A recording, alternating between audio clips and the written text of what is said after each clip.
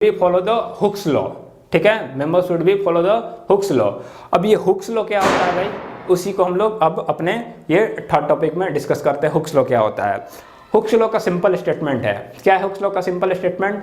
According to the Hooke's law, strain is directly proportional to stress. ये बात को ध्यान रखिएगा, ध्यान से सुनिए मैं क्या बोल रहा हूं।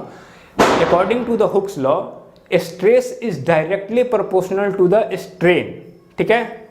Stress is directly proportional to the strain under the elastic limit. क्या बोल रहा हूं? Stress is directly proportional to the strain under the elastic limit, ठीक है। ये जो मैंने ये स्टेटमेंट दिया ना, ठीक है, स्ट्रेस, ठीक है, stress is directly proportional to strain under the elastic limit, ये आपको मैक्सिमम बुक में देखने को मिलेगा। लेकिन रियल जो सिचुएशन है वो डिफरेंट है, जो रियल लॉ है हुक्स का वो डिफरेंट है। ये नहीं बोलता है stress is directly proportional to the strain under the elastic limit, ठीक है, ये नहीं बोलता है भाई। उसका जो स्टेटमेंट है वो डिफरेंट है। वो क्या है? वो बोलता है strain is directly proportional to the stress. क्या है भाई? Strain is directly proportional to the stress. भाई डिफरेंट क्या है? दोनों तो मैं बोल रहा हूँ stress is directly proportional to, इसमें stress is directly proportional to strain, इसमें बोला strain is directly proportional to the stress. इसमें डिफरेंट क्या है भाई? यहां तक ही नहीं, लोग ये भी बोल देते हैं अंडर द इलास्टिक लिमिट, लेकिन अंडर द इलास्टिक लिमिट नहीं है। Under strain is directly proportional to the stress under the proportionality limit, not under the elastic limit, और not stress is directly proportional to the strain. Different क्या है पहले इसको समझते हैं। डिफरेंट ये भाई कि अगर मैं बोलता हूं कि stress is directly proportional to the strain, मतलब जहां स्ट्रेन होगा वहां पे डेफिनेटली स्ट्रेस जनरेट हो जाएगा। बात क्लियर है? अगर यहां पे कुछ स्ट्रेन आ गया तो मतलब स्ट्रेस डेवलप हो गया। लेकिन ऐसा नहीं है। कैसे नहीं भाई? एग्जांपल बताओ। मैं बोला कि ये मेरे पास मेंबर है, ठीक है, ये सपोज कीजिए कि आयरन का है, ठीक है, सपोज कीजिए एजम्पशन के साथ ये आयरन का है, मैंने इसको ले गया और हीट करना स्टार्ट किया। जैसे ही मैंने हीट करना स्टार्ट किया, ये क्या होगा? एक्सपेंड करेगा ना। जैसे ही एक्सपेंड करेगा तो इसमें रिलेटिव चेंज इन डायमेंशन आपको देखने को मिलेगा, relative change in shape and size आपको देखने को मिलेगा। और relative change in shape and size को ही क्या बोलते हैं हम लोग? स्ट्रेन। अगर स्ट्रेन उसमें आ गया तो मैं बोलूंगा कि जैसे मैंने इस पर गर्म करने लगा तो इसमें स्ट्रेस डेवलप हो गया होगा, लेकिन नहीं, इसमें स्ट्रेस नहीं डेवलप हो रहा। अगर मैं इसको रख के गर्म करना, ये एक्सपेंड हो गया, उसमें स्ट्रेस नहीं डेवलप हुआ। स्ट्रेस का मतलब क्या हुआ? स्ट्रेस का मतलब उसमें तनाव है, वो रेजिस्ट कर रहा है, वो खींच रहा है, किसी को अपोज कर रहा है। स्ट्रेस का मतलब तो यही हुआ। हम लोग भी बोलते हैं भाई मेरे पास बहुत स्ट्रेस है, मतलब बहुत तनाव में है, लेकिन ये जैसे गर्म हो रहा है वो तो नेचुरली एक्सपेंड कर रहा है हीट के कारण, उसमें कोई इंटरनल रेजिस्टिव फोर्स नहीं डेवलप हो रहा है, ठीक है।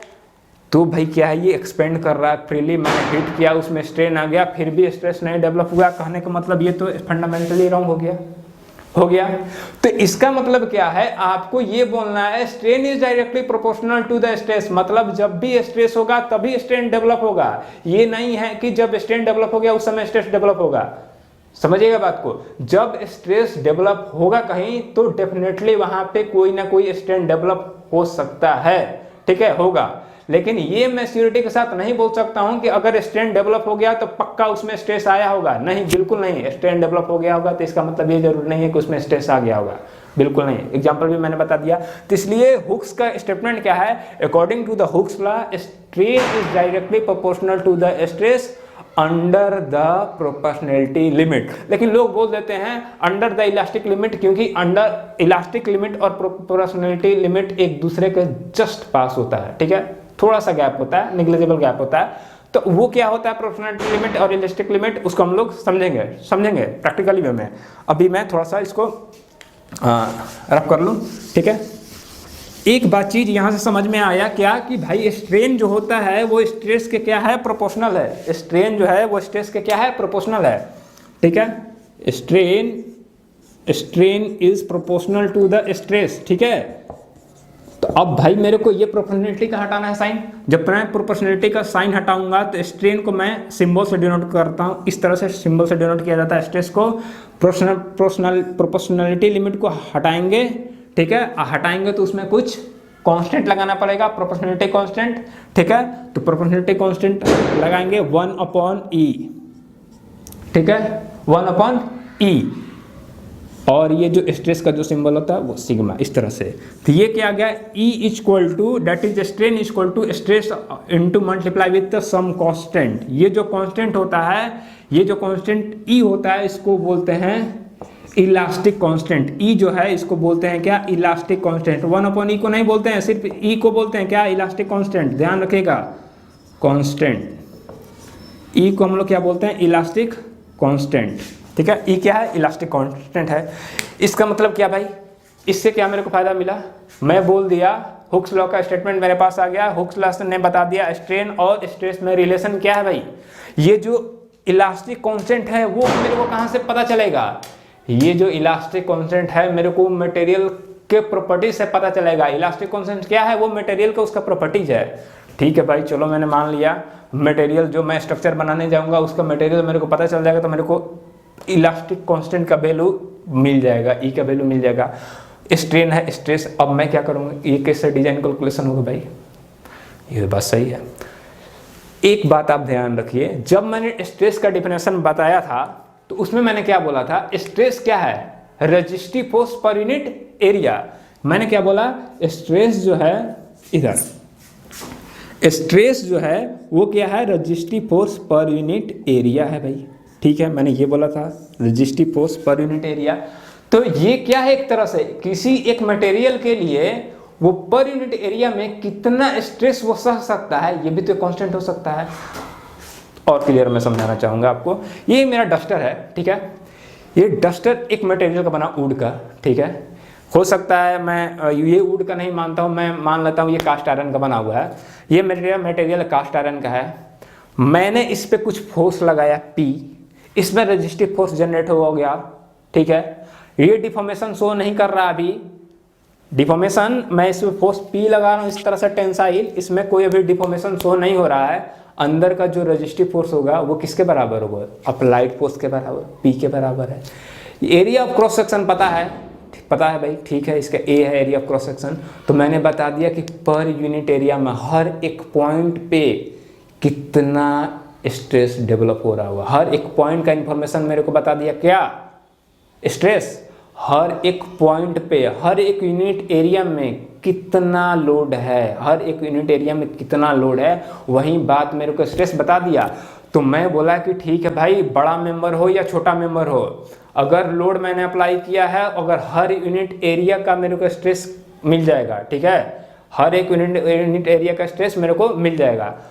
तो मैं एक एक्सपेरिमेंटली डिटरमाइन किया कि भाई ये मेरा जो, मैं इसको ले गया प्रैक्टिकली लैब में, और लैब में मैंने इसको टेस्ट करना स्टार्ट किया कि ये जो मेरा कास्ट आयरन है ये पर यूनिट एरिया कितना लोड सस्टेन कर सकता है फेल्यूर से पहले। ठीक है, मैंने इस पर लोड लगाते गया, टेस्ट करते गया, टेस्ट करते गया, टेस्ट करते गया, मैंने चेक करते गया कि कितना भाई सस्टेन कर सकता है पर यूनिट एरिया ये लोड। मेरे को पता चला कि भाई दिस अमाउंट ऑफ लोड को सस्टेन कर सकता है, इसके बाद वो क्या होगा, फेल्यूर हो जाएगा। मतलब इतना स्ट्रेस पर यूनिट एरिया, वो इतना load per unit area sustain कर सकता है, मतलब क्या है कि इतना वो स्ट्रेस सस्टेन कर सकता है मटेरियल, इसके बाद वो क्या हो जाएगा, फेल्यूर हो जाएगा। कहने का मतलब क्या हो गया कि हर एक मटेरियल का मेरे को फेल्यूर स्ट्रेस पता है। वो कहाँ से पता है भाई, एक्सपेरिमेंटली डिटरमाइन है, डाटा पड़ा हुआ है भाई, डाटा शीट में सारा डाटा डाला हुआ कि भाई कास्ट आयरन इतना टेंसाइल लोड, इतना टेंसाइल स्ट्रेस सस्टेन कर सकता है, इसके बाद वो फेल हो जाएगा। इतना कंप्रेसिव स्ट्रेस सस्टेन कर सकता है, उसके बाद फेल हो जाएगा। इतना शियर स्ट्रेस सस्टेन कर सकता है, उसके बाद फेल हो जाएगा। तो ये मेरे को डाटा पता है भाई कि कितना वो सस्टेन कर सकता है। मेरे पास स्ट्रेन मिल जाएगा, स्ट्रेन है, इलास्टिक कांस्टेंट है, तो मैं बता दूंगा कि अभी मेरा स्ट्रेस कितना इंड्यूस हुआ। बात समझिए, अगर स्ट्रेन मेरे को निकल जाए, मैं किसी भी मेंबर को मैं खींचने लगा, ठीक है, एक थोड़ा सा और मैं प्रैक्टिकल वे में जाना चाहता हूँ। मान लिया थोड़ा सा डाटा के साथ करते हैं काम। ये मेरा कास्ट आयरन का बना है, मेरे को ये पता चल गया कि ये जो स्ट्रेस जो सस्टेन कर सकता है वो 50 मेगा पास्कल सस्टेन कर सकता है। उसके बाद ये क्या हो जाएगा, फेल हो जाएगा भाई। बोला ठीक है, फेल हो जाएगा। ये क्या है, फेल्यूर स्ट्रेस, इसके बाद वो फेल हो जाएगा। मैंने मान लिया ठीक है भाई, इसके बाद मैं नहीं लगाऊंगा, इसके बाद मैं लगाऊंगा, इससे ज़्यादा इसमें स्ट्रेस डेवलप होगा तो ये क्या हो जाएगा, फेल हो जाएगा। लेकिन फेल होने से बचाना है। ठीक है, मैंने मान लिया। अब आते हैं, ये मटेरियल का मेरे को पता है कि इसका जो इलास्टिक का कांस्टेंट जो है वो इलास्टिक कांस्टेंट मैं मान लेता हूँ, इसका इलास्टिक कांस्टेंट का वैल्यू 80 गीगा पास्कल है। ठीक है, 80 जीपी है, 80 गीगा पास्कल है। मैंने बोला सही बात है, सही बात है, 80 गीगा पास्कल है। तो मैंने इसको ले गया मशीन पे, ठीक है, यूनिवर्सल टेंसाइल लोड लगाने के लिए universal tensile load testing machine होता है, उस पर मैंने ले गया, दोनों तरफ से होल्ड किया, टेंसाइल लोड लगाना स्टार्ट किया। मैंने देखा अच्छा ठीक है भाई टेंसाइल हो रहा है, इसमें डिफॉर्मेशन स्टार्ट होने लगा, लेंथ इसका बढ़ने लगा। मैंने रीडिंग देख रहा हूँ कि कितना लोड अप्लाई कर चुका हूँ, रीडिंग मेरे को दिख रहा है कि हाँ इतना लोड अप्लाई, टेंसाइल फोर्स लगाया जा रहा हूँ, बढ़ाया जा रहा हूँ, मैग्नीट्यूड हल्का हल्का बढ़ाया जा रहा हूँ, ग्रेजुअली अप्लाइड लोड है। ठीक है, हल्का हल्का मैं बढ़ाया जा रहा हूँ, मेरे को पता चल रहा है रीडिंग पे भाई कितना लोड लग चुका है। मेरे को लोड पता है, एरिया इसका ऑलरेडी मेरे को एरिया ऑफ क्रॉस सेक्शन पता है। ठीक है, मैंने लोड भी देखते गया कि कितना लोड लग रहा है, उससे पता चला कि ये जो मेरा लोड को मैं भूल जाता हूँ। ठीक है, अब थोड़ा सा मैं पीछे आता हूँ। मैंने इसको लगाते गया लोड, मैंने देखा कि इसमें लेंथ का डिफॉर्मेशन कितना आ गया, डेल्टा एल लेंथ का डिफॉर्मेशन आ गया। ठीक है, इनिशियल लेंथ इसका कितना था वो पहले से मैंने मेजर कर रखा था, एल लेंथ है। तो मैंने इससे पता कर लिया कि भाई रिलेटिव चेंज इन लेंथ कितना आया, तो डेल्टा एल बाई एल, ये मेरा क्या है स्ट्रेन। सपोज करते हैं स्ट्रेन का वैल्यू मेरे को आया 0.005, मैंने डेल्टा एल बाई एल निकाला, मेरा है 0.9 देखते हैं, 5 इंटू 10 की पावर -4, इतना आ गया मेरा strain. Delta L by L है, इसका भी डेल्टा एल का मैग्नीट्यूड mm में होगा, एल का भी mm में होगा, तो दोनों का भी यूनिट जो होगा कट जाएगा, ये यूनिटलेस आता है, इसमें कोई यूनिट नहीं होता है स्ट्रेन में। तो ये 5 इंटू 10 की पावर -4 आ गया, मेरे पास स्ट्रेन का वैल्यू आ गया। ठीक है, इलास्टिक कांस्टेंट का वैल्यू पता है, तो मैं उससे निकाल सकता हूं कि अभी इस मेंबर में जब मैं यूनिवर्सल टेस्टिंग मशीन पर जब इसको टेस्ट कर रहा हूं तो इसमें कितना स्ट्रेन अंदर में डेवलप हो चुका है, और उस स्ट्रेन और उस इलास्टिक कांस्टेंट के वैल्यू को दोनों को यूज करके मैं ये बता सकता हूं कि अभी इस मेंबर में स्ट्रेस कितना डेवलप है, कितना स्टेप डेवलप हो चुका है। ठीक है, तो मैंने वही काम किया, स्टार्ट किया आगे अपना प्रोसेस को, और प्रोसेस को स्टार्ट करते समय मेरे को पता जो स्ट्रेस का वैल्यू है वो स्ट्रेस इक्वल टू क्या हो जाएगा, इलास्टिक कांस्टेंट इंटू स्ट्रेन, और दोनों को मैंने मल्टीप्लाई किया 5 इंटू 10 की पावर -4। ये किसमें है भाई, स्ट्रेन 80 गीगा पास्कल, 10 इंटू 10 की पावर 10। ठीक है, दोनों को मैंने कैलकुलेशन किया और मेरे को कुछ वैल्यू पता गया, कितना आएगा 4 है ना, 5 इंटू 8 इंटू 10 की पावर 7, 8/40, 40 इंटू 10 की पावर 7। ठीक है, जो स्ट्रेस का वैल्यू आया वो मेरा कितना आ गया, 10 की पावर 9 होता, सॉरी गीगा पास्कल, 10 की पावर -9, 10 की पावर 9 है, ये 4 है, तो 5 हो गया, 5 x 6। ठीक है, 10 की पावर ये 6 आ गया, 10 की पावर 6, 4 इंटू 10 की पावर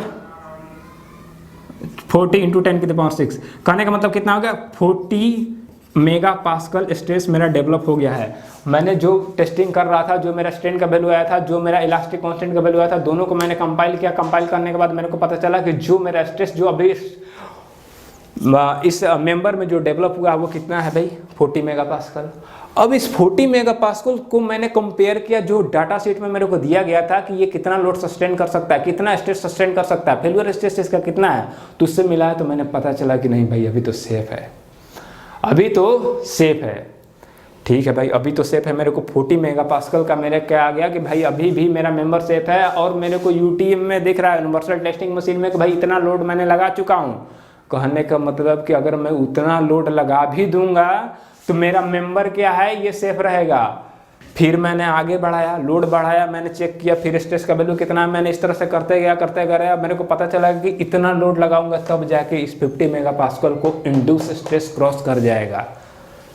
ठीक है भाई, ये मेरे को पता चला कि इतना लोड के बाद मेरा इंड्यूस स्ट्रेस को क्या हो जाएगा, क्रॉस कर जाएगा। तो मैं जब भी वो लोड लगाऊंगा, जब भी मैं उस मेंबर पे लोड लगाने चाहूँगा, तो मैं कोशिश करूँगा कि जो मेरा अल्टीमेट लोड है जिसके बाद वो फेल्यूर शो करेगा, उससे मैं कम लगाऊं। ये तो बात हो गया क्या कि भाई कितना लोड लगाएं ताकि मेंबर सेफ रहे। ठीक है ना, अगर आपको सारा चीज़ बनाया दे दिया, भाई मेंबर बना के दे दिया, मैंने चेक किया कि भाई इसमें कितना लोड लगाएं तब तक ये सेफ रहेगा, ये पता चल गया भाई कितना लोड तक ये सेफ रहेगा। लेकिन मैंने तो बोला था कि भाई डिज़ाइन कैलकुलेट करना है, ये मैंने क्या बता दिया आपको, कि मैं तो बता दिया कि हाँ भाई लोड कितना लगा सकते हैं। बिल्कुल सही बात है, हमें अभी ये पता नहीं था कि इस मेंबर पे कितना लोड लगा पाए ताकि ये सेफ रहे। मेरे को इसका क्रॉस सेक्शन पता था, लेकिन कभी कभी ऐसा सिचुएशन आता है कि इसी मेंबर को आपको बनाना है जब आपको लोड पता है, सिर्फ इन्वर्स कैलकुलेशन करेंगे, डायमेंशन निकाल लेंगे, सेम प्रोसेस है भाई। इसी फार्मूला को यूज करके रिवर्स प्रोसेस करेंगे, रिवर्स मैथमेटिक्स लगाएंगे, आ जाएगा सेम आंसर। अभी ये मेंबर का तो भाई एरिया पता था ना, मेरे को लोड पता करना था, कितना लोड अप्लाई कर सकते हैं ताकि ये सेफ रहे, वो मैंने कर लिया। अब अगर मेरे को लोड पता रहे कि भाई मेरे को इतना लोड लगाना है तो इसका एरिया ऑफ क्रॉस सेक्शन कितना रखें, सेम इसी से कर सकते हैं। ये तो बात रहा भाई। अब यहाँ पे एक प्रॉब्लम आता है, हम जब टेस्ट कर रहे होंगे उस मटेरियल को लैब में, जिसका मैंने निकाला था अगर कास्ट आयरन का फेल्योर स्ट्रेस 50 मेगापास्कल है, लेकिन उस समय ये भी तो हो सकता है कि वो जो मटेरियल होगा और ये मेरा जो मटेरियल है कास्ट आयरन का, दोनों में डिफरेंस हो। भाई किस वे में मैं बोल रहा हूँ ये डिफरेंट है, इस वे में बोल रहा हूँ कि क्योंकि ये हो सकता है मेरा वो मेंबर जो टेस्ट किया गया वो कंप्लीट रूप से होमोजीनियस है, उसमें कोई भी मिलावट नहीं था। इसमें हो सकता है कि भाई मिलावट हो, प्रॉपर ये प्योर ना हो, ठीक है, होमोजीनियस ना हो, इस तरह के बातें हो सकती है। हो सकता है कहीं इसमें वॉइड हो सकता है कहीं इसमें वॉइड हो, इस तरह का बहुत सारा प्रॉब्लम हो सकता है। अंदर की बातें मैं डिज़ाइन किया हूँ कि भाई ये 50 केजी लोड को ही सस्टेन कर पाएगा, लेकिन हो सकता है भाई इंडिया है 50 केजी का लोड है तो भाई 55 केजी तक तो भाई कैलकुलेट करके रखना पड़ेगा। बाइक है भाई 2 लोगों का बैठने के लिए 5 लोग बैठ जाते हैं, भाई मेरे को बाइक डिजाइन करना हो इतना तो मेरे को लेकर चलना पड़ेगा ना कि केवल 2 लोग के बारे में मैंने सोचूंगा, मैं ये भी सोचूंगा कि 5 लोग भी बैठ सकते हैं। मतलब मेरे को टॉलरेंस जो रखना है वो बढ़ा कर रखना है, फैक्टर ऑफ सेफ्टी मेरे को रखना है कि भाई ये 50 केजी के लिए बना है तो मात्र 50 केजी के लिए भी नहीं सोचना है, मेरे को मान के चलना है कि भाई इस पे 80 केजी भी लोड लगा सकता है लोग, अगर 80 केजी तक भी लगाए तब तक भाई मेरा सेफ रहे। हाँ, लेकिन मैं लिखूंगा क्या कि मैं 50 केजी तक ही इसके लिए डिजाइन किया हूँ, लेकिन अपना जो कैलकुलेशन करूंगा वो मान के चलूंगा कि 80 केजी तक लोग लगा सकता है। हो सकता है भाई लोग अप्लाई कर देते हैं, इतना कोई ध्यान नहीं देता है। तो इसीलिए हम क्या करेंगे, जब मेरे को दिया रहेगा कि भाई फेल्योर स्ट्रेस 50 है तो मैं ये नहीं मानूंगा कि ये 50 ही है, बिल्कुल नहीं मानूंगा। इसलिए क्योंकि हो सकता है कि वो मटेरियल और मेरा मटेरियल डिफरेंट है, वो ओरिजिनल मटेरियल का प्योर मटेरियल के साथ कैलकुलेशन किए होंगे, मेरा भाई मिलावट हो सकता है। और जब मिलावट हो सकता है तो मैं भाई मिलावट जैसा ही रखूंगा। मतलब ये मेरा 50 मेगापास्कल नहीं सस्टेन कर सकता है, मेरा भाई 30 मेगापास्कल नहीं सस्टेन कर सकता है। उसके बाद क्या हो जाएगा, फेल हो जाएगा। तो मेरा कैलकुलेशन किस पे होगा, 30 मेगापास्कल पे होगा। ठीक है भाई, ये मैं कैसे डिसाइड करूंगा, ये भी बात है भाई कि मेरा जो कैलकुलेशन होगा कि भाई मैं कितना उसका अल्टीमेट स्ट्रेस रखूं कि भाई उसके बाद वो फेल हो जाएगा। फेलियर स्ट्रेस तो मेरे को मिल जाएगा डाटा बुक से। अब डाटा बुक के बाद मैं अपने कैलकुलेशन के लिए कितना रखूं स्ट्रेस, ठीक ना, कितना स्ट्रेस रखूं, उसके लिए मैं टर्म यूज करूंगा फैक्टर ऑफ सेफ्टी, जिसको एन से डिनोट किया जाता है। क्या है, फैक्टर ऑफ सेफ्टी। क्या लिखूं, यहाँ पे लिखता हूँ, फैक्टर ऑफ सेफ्टी का टर्म यूज करेंगे, फैक्टर ऑफ सेफ्टी। ठीक है, फैक्टर ऑफ सेफ्टी होगा, उसको हम किससे डिनोट करेंगे, एन से। ठीक है, अब ये तो बात हो गया भाई, फैक्टर ऑफ सेफ्टी को किससे डिनोट करेंगे, एन से। अब ठीक है भाई, तो जो मेरा ये जो 30 मेगापास्कल है इसको हम क्या बोलेंगे, जो अपने लिए कैलकुलेशन के लिए रखेंगे, जो हमारे लिए होगा कि उसके बाद मैं लगाऊंगा तो प्रॉब्लम हो सकता है, उसके लिए वो फेलवर हो सकता है। ठीक है ना, मैं उसको जो मानूंगा वो किसको मानूंगा, इस 30 मेगापास्कल को, ना कि 50 मेगापास्कल। तो इसको तो कुछ नाम देना पड़ेगा। इसको मैंने बोला फेलवर, इसको क्या नाम दूं, इसको मैं बोलूंगा परमिसिबल स्ट्रेस। कितना मैं परमिशन दे रहा हूँ उसको कि भाई इतना स्ट्रेस के बाद ये फेल हो जाएगा। परमिसिबल स्ट्रेस कितना है भाई, इसको बोलेंगे परमिसिबल स्ट्रेस। ठीक है, इसको भी क्या बोलेंगे, परमिसिबल स्ट्रेस।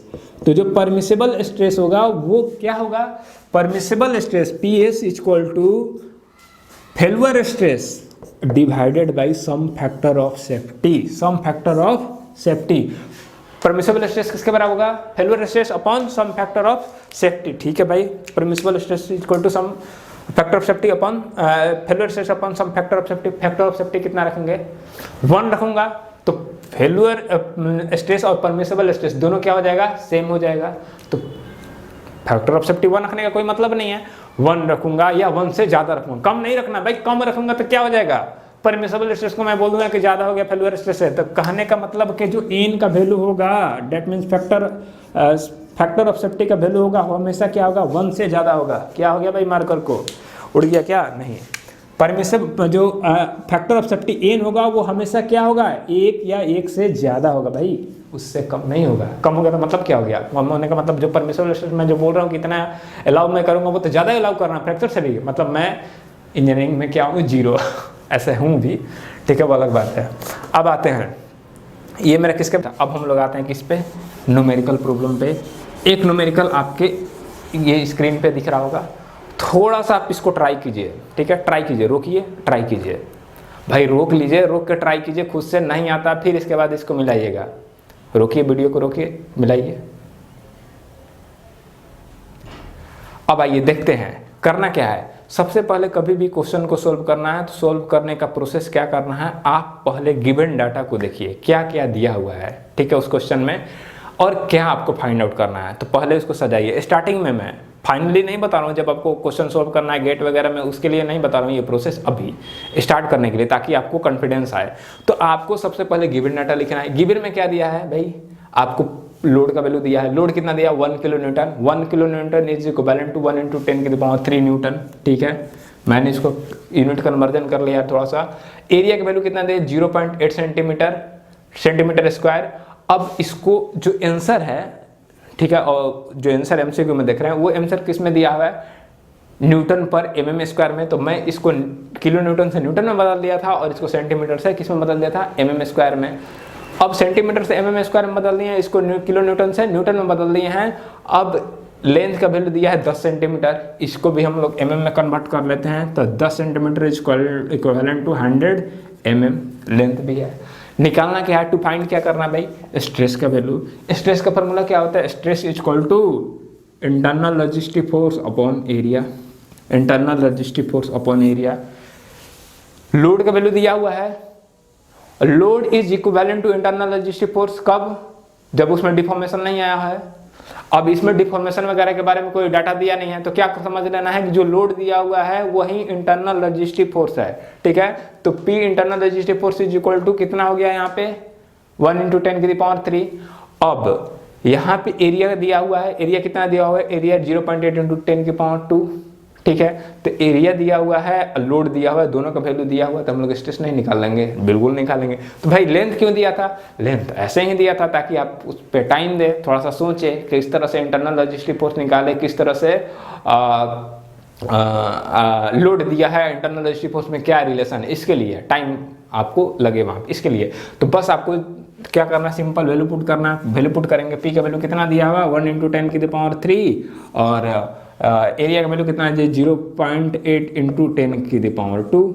इसको अगर सॉल्व करेंगे तो कितना आएगा, 0.1 10⁻², तो ये हो जाएगा 0.1, तो ये 100 हो जाएगा, 100/8 यानी 25 न्यूटन पर mm स्क्वायर। इसका आंसर कितना हो जाएगा, स्ट्रेस का वैल्यू 25 न्यूटन पर mm स्क्वायर। ये सिंपल क्वेश्चन था, बेसिक क्वेश्चन था। हम तो भाई बोले थे डिजाइनिंग करना है, तो इसीलिए मैं एक क्वेश्चन लाया हूँ डिजाइनिंग का। डिजाइनिंग नहीं, उसमें बिल्कुल सिंपल क्वेश्चन है। क्वेश्चन क्या है भाई कि आपके पास एक क्यूबोइडिकल शेप का एक मेंबर है जिसका एरिया ऑफ क्रॉस सेक्शन क्या है, स्क्वायर है, क्योंकि लेंथ भी, इसका ब्रेथ भी कितना है, a है, और हाइट भी कितना है, a है, ठीक है। तो इसका ब्रेथ a है और हाइट कितना है, a है। तो इसका क्यूबोइडिकल शेप का है, लेकिन इसका जो एरिया ऑफ क्रॉस सेक्शन क्या है, स्क्वायर है, ठीक है। इस पे P लोड टेंसाइल लोड लगाया हुआ है, ठीक है। अब ये P टेंसाइल लोड लगाया है, वो कितना लगाया है, 10 किलो न्यूटन लगाया हुआ है टेंसाइल लोड। और ये बोल रहा है कि इसका जो मटेरियल जो है, वो मटेरियल के बाद में कोई डिस्कस नहीं है, मैं मान लेता हूँ कि माइल्ड स्टील का था, माइल्ड स्टील का था। इसका फेल्यूर स्ट्रेस है वो 100 मेगापास्कल है। आप इसका जो एरिया है, जो इसका डायमेंशनिंग है क्रॉस सेक्शन एरिया का, वो क्रॉस सेक्शन एरिया कितना रखें ताकि ये मेंबर 10 किलो न्यूटन पे फेल ना हो। बशर्ते ये भी बोल रहा है इसके साथ साथ कि आपको फैक्टर ऑफ सेफ्टी कितना रखना है, 2 रखना है। भाई 2 फैक्टर ऑफ सेफ्टी रखिए। इसका फेल्योर स्ट्रेस के बारे में जानकारी दे दिया, 100 मेगापास्कल है और जो अप्लाइड लोड है 10 किलो न्यूटन है। तो ये पूछ रहा है कि ए का वैल्यू कितना रखे ताकि मेंबर हमारा सेफ हो और इकोनॉमिकल हो। ठीक है भाई, सेफ एंड इकोनॉमिकल रखना है। तो मैं क्या करूँगा, मैं बोलूँगा कि कितना इसका परमिसिबल स्ट्रेस है, ठीक है, जितना इसका परमिसिबल स्ट्रेस है उस परमिसिबल स्ट्रेस से जो इंड्यूस स्ट्रेस है उसको कम रखूँ।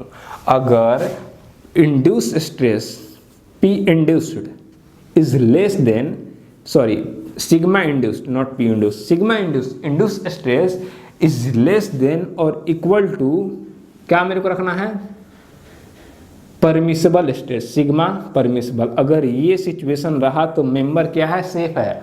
अगर ये सिचुएशन अवॉइड करता है तो मेरा प्रॉब्लम है। अगर सिग्मा इंड्यूस बहुत कम आए तो भी सही नहीं है। क्यों? क्योंकि वो इकोनॉमिकल नहीं होगा। अगर मैं जस्ट इक्वल कर दूं ये दोनों को, सिग्मा इंड्यूस और सिग्मा परमिसिबल एक दूसरे को इक्वल कर दूं, कहने का मतलब क्या है, वो जो मेंबर है वो क्या है, इकोनॉमिकल भी है प्लस सेफ भी है, ठीक है। तो इकोनॉमिकल और सेफ के लिए क्या करेंगे, सिग्मा इंड्यूस को किसके इक्वल कर देंगे, सिग्मा परमिसिबल। लेकिन यहाँ पे परमिसिबल स्ट्रेस नहीं देगा, फेल्योर स्ट्रेस दिया है और क्या दिया है, फैक्टर ऑफ सेफ्टी। तो अभी हम लोग डिस्कस किया क्या कि जो सिग्मा परमिसिबल होता है वो इक्वल होता है failure stress upon factor of safety n। अगर इसका वैल्यू पुट करते हैं तो मेरा सिग्मा परमिसिबल का value 100/2, that means 50 mega pascal. कितना गया भाई, सिग्मा जो मेरा ये परमिसिबल स्ट्रेस है वो कितना गया, 50 मेगा पास्कल। अब 50 मेगा पास्कल इसका गया, लेकिन इंड्यूस स्ट्रेस कितना है, इंड्यूस स्ट्रेस क्या होता है, induce internal logistic force upon the area of cross section. तो इंड्यूस इंटरनल लॉजिस्टिक फोर्स किसके बराबर होगा, अप्लाइड लोड। क्योंकि यहाँ पे ये नहीं बता रहा है कि डिफॉर्मेशन हो रहा है कि नहीं हो रहा है कि क्या हो रहा है, तो सिंपल जो अप्लाइड लोड है उसको हम लोग इंटरनल लॉजिस्टिक फोर्स के इक्वल कर देंगे। तो sigma equal to P upon area of cross section, ठीक है। ये क्या है भाई, सिग्मा इंड्यूस स्ट्रेस। P का वैल्यू दिया हुआ 10 किलो न्यूटन, तो मैं पुट कर दूंगा सिग्मा इक्वल टू 10 × 10⁻3, ठीक है। किलो न्यूटन में था तो न्यूटन में हो गया ये। और उसके बाद area of cross section, area of cross section ही हमको निकालना है। तो एरिया ऑफ क्रॉस सेक्शन नहीं निकालना है, क्या निकालना है, ए का वैल्यू, मतलब उसका ब्रीथ और हाइट निकालना है, ठीक है। तो ब्रीथ भी ए है, हाइट भी ए है, तो उसका एरिया कितना हो जाएगा, A² हो जाएगा। तो सिग्मा इंड्यूस इक्वल टू कितना आ गया, 10 × 10⁻3 अपॉन A²। अगर सिग्मा ई का वैल्यू यहाँ पे पुट करते हैं और सिग्मा पी का वैल्यू वहाँ पे पुट करते हैं तो कितना आ जाएगा, 10⁻4 divided by A² equal to 50 mega pascal, ठीक है। 50 मेगा पास्कल को न्यूटन पर मेगा पास्कल, एक आपको यूनिट में बता दूं, मेगा पास्कल का मतलब होता है 10⁻6 न्यूटन पर metre square. 1 mega pascal equal to 10⁻6 newton पर मीटर स्क्वायर, और इसको हम लोग बोलते हैं क्या, न्यूटन पर mm स्क्वायर। इसको और बोल सकते हैं न्यूटन पर mm स्क्वायर, 1 न्यूटन पर mm स्क्वायर के इक्विवेलेंट होगा ये, ठीक है। 1 गीगा पास्कल कितने के बराबर होता है, 1 giga pascal equal to 10⁹ newton पर मीटर स्क्वायर, और it is equivalent to 10⁻³ newton पर mm स्क्वायर, ठीक है। ये यूनिट है, आप ये बेसिक जानकारी तो आपको पता ही होगा, ठीक है। तब यहाँ पे पुट करते हैं कितना, 10⁻6, ठीक है। ये 10⁻6 पुट करते हैं। अब उसके बाद यहाँ से थोड़ा सा सिंप्लीफाई करते हैं तो ये कितना हो जाएगा, 1 10⁻² divided by 50 equal to A², ठीक है। अब किधर करूँ, एक मिनट, इसको हटाते हैं। A² इक्वल टू कितना आ गया मेरा, 10⁻² डिवाइडेड बाई 50, ठीक है। ये किस में आ रहा है, मीटर स्क्वायर में, ठीक है। A² इक्वल टू 10⁻², इसको हम mm में कन्वर्ट कर लेते हैं, मीटर स्क्वायर है तो mm में कन्वर्ट करेंगे तो कितना हो जाएगा भाई, 50 × 10⁻6, 10⁻6 से मल्टीप्लाई हो जाएगा तो ये किस में हो जाएगा, mm स्क्वायर में हो जाएगा। A² इक्वल टू, ये 2 है ये 4 है, तो 100 × 10⁻² डिवाइडेड बाई 50 mm स्क्वायर। अब इसको सोल्व करेंगे, 2 × A² इक्वल टू 2 × 10 का whole square mm square, A equal to √2 × 10 mm। ये क्या आ गया मेरा वैल्यू, किसका आ गया, A का वैल्यू कितना आ गया, मतलब उसका विड्थ या हाइट कितना होना चाहिए, √2 × 10, ठीक है, और इसको के mm होना चाहिए, इतना mm, और a इक्वल टू इसको बोलते हैं